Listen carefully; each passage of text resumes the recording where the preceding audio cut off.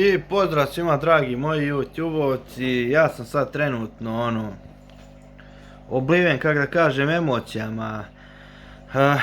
Šta ja znam, presrećan sam prije svega što se tiče ovoga da mi vi kupili. Znači, ovo je vaš trud, to jest moj trud, a vaša podrška. Tako ću najbolje to da nazovem. Radi se o akvarijumu koji je 1,60 m, ima u sebi širine, dubina mu je 50 i dno znači je 40 ovako. Ljudi, znači ne možete vjerovati kolika je ovo zvir od akvarijuma, znači ovo je nešto nevjerovatno.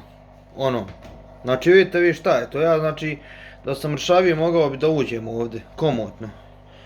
Sva ojačanja koja mu trebaju ima na sebi, kao što vidite, znači nešto impresivno, nešto nevjerovatno što se tiče ovoga.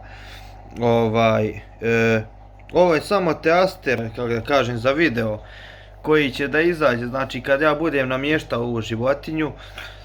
Biće video na stranom jeziku da bi zaradio što više para, da čak isplatim ovaj akvarijum, znači nekako kako namještam akvarijum i to. Napisat ću u galonima i u litrima, vidjet ćemo još šta ćemo uraditi. Biće kao ubrzan snimak i to.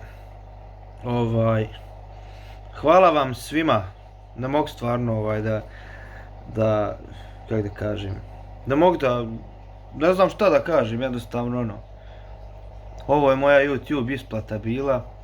Neću vam govoriti koliko je para ovo sve izašlo i to, ali YouTube isplata je ovo u pitanju.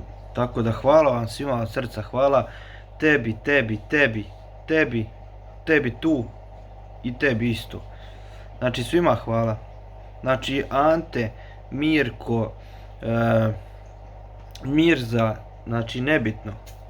Svi smo mi od krvi i mesa i na mom kanalu je zajednica koja znači koja je zdrava, koja nema nacionalizma u komentarima, nema rasizma, nema vrijeđanja, znači fenomenalni ste.